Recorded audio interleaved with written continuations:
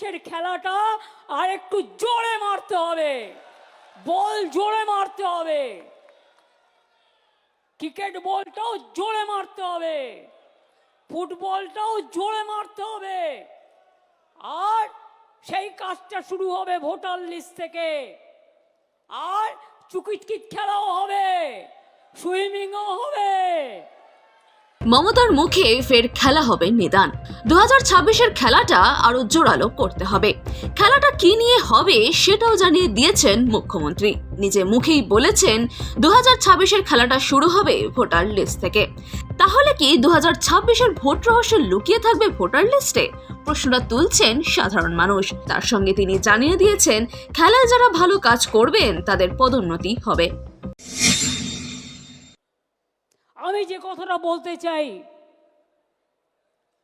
যারা ভালো কাজ করছেন তাদের পদোন্নতি করব আমরা, কিন্তু যারা কাজ করেন না, শুধু ভাষণ দেন আর বিবৃতি দেন আর শুধু পার্টিকে সমালোচনা করেন, বিজেপিকে লড়াই করেন না, সিপিএমকে লড়াই করেন না, কংগ্রেসকে লড়াই করেন না, মানুষের পাশে থাকেন না, তাদের জন্য আমার কোনো দয়া মায়া নেই।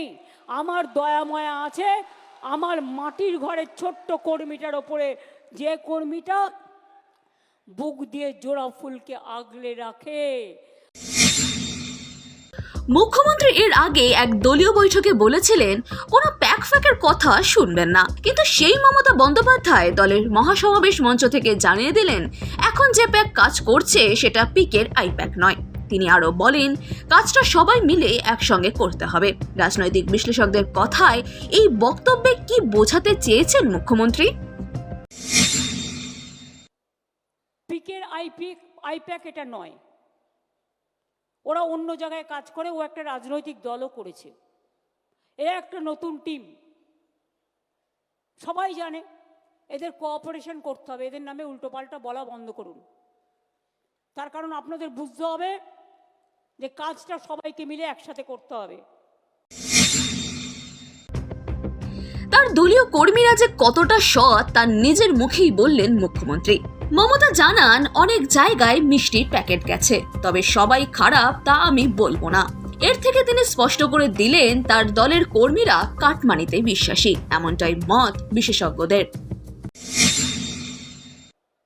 অনেক জায়গায় কিছু মিষ্টির প্যাকেট গেছে, সবাই খারাপ এ কথা আমি বলবো না। যারা ভালো তাদের আমি ভালোভাবে প্রমোশন দেব, আর যারা এই কাজটি করেছে আমি হাতে নাতে ধরবো কিন্তু ব্লকগুলো, কিন্তু তার জন্য আমার ডকুমেন্ট চাই, এভিডেন্স চাই। অনেকে আরও তার দায়িত্ব পালন করেনি, সবাই করেনি এ কথা আমি বলবো না, অনেকে নিশ্চয়ই করেননি। তার কারণ তাদের জন্যই এই কাজটা সম্ভব হয়েছে, তারা ডেটা অপারেটরদের হাতে ছেড়ে দিয়েছেন। ডিস্ট্রিক্ট ম্যাজিস্ট্রেটদেরও দেখার দায়িত্ব ছিল, কিন্তু ইলেকশন আসলেই আমি দেখি অ্যাডমিনিস্ট্রেশনকে ভয় দেখিয়ে চমকে ধমকে ইলেকশন কমিশন কাউকে ট্রান্সফার করে, কাউকে পোস্টিং করে, কাউকে দিল্লিতে ডেকে নিয়ে ভাবে যে তারা যেটা করবে সেটাই হবে।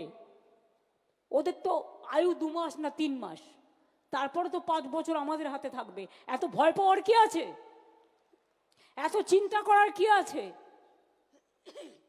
আর এত দুর্যোগ আশঙ্কা করারও কোনো কারণ নেই। বাংলায় যদি কেউ টিকে থাকে গ্রাসরুটে, তাহলে এটা তৃণমূল কংগ্রেস, তৃণমূল কংগ্রেস, তৃণমূল কংগ্রেস, আর কেউ নয়। এবার মুখ্যমন্ত্রী তুলে ধরেন বীরভূমের কেষ্ট আর কাজল দ্বন্দ্বের কথা। কেষ্টকে উদ্দেশ্য করে বলেন কাজলকে সঙ্গে নিয়ে কাজ করার কথা। কেষ্ট কাউকে কিন্তু বাদ দেওয়া যাবে না, কাজলকেও কনফিডেন্সে নিতে হবে, আশিস দাকে আর শতাব্দীকেও মাঝে মাঝে ডেকে নেবে। সবশেষে মুখ্যমন্ত্রীর মুখে ওয়ান নেশন ওয়ান ইলেকশনের বাণী। এজন্য তিনি এখন থেকেই সাংসদদের সতর্ক হতে বলেন। সাধারণ মানুষ প্রশ্ন তুলছে, তাহলে কি ওয়ান নেশন ওয়ান ইলেকশনের সমর্থন রয়েছে তৃণমূলের? এমপিদের আমি রিকোয়েস্ট করব, আগামী দিন অ্যাসেম্বলি ইলেকশন আছে, এর ওপর আপনাদের ভাগ্য নির্ভর করছে। তার কারণ আমি বিজেপিকে বিশ্বাস করি না। জোর করে ওয়ান নেশন ওয়ান ইলেকশন করে আবার কিন্তু লোকসভা ইলেকশন, অ্যাসেম্বলি ইলেকশন একসাথে করতে পারে। সুতরাং আপনাদেরও অলরেডি অ্যালার্ট হতে হবে, টেক কেয়ার করতে হবে। 26-এর নির্বাচনের আগে রাজ্য জুড়ে যে ফের রাজনৈতিক খেলা চলবে তার আশ্বাস আজই দিয়ে দিয়েছেন মুখ্যমন্ত্রী। সাধারণ মানুষের মতে এই রাজ্যের রাজনৈতিক খেলা মানে সন্ত্রাস আর সাধারণ মানুষের মৃত্যু। এমনিতেই তো রাজ্যের সুরক্ষা ব্যবস্থা টলমল, তার উপর শাসক দলের সর্বোচ্চ নেত্রী তার কর্মীদের আগের চেয়ে আরও বড় খেলার নিদান দিলেন। এই প্রসঙ্গে আপনার কি মতামত কমেন্ট করে জানান আমাদের। লাইক দিন, সাবস্ক্রাইব করুন বেঙ্গল ফ্যাক্টস।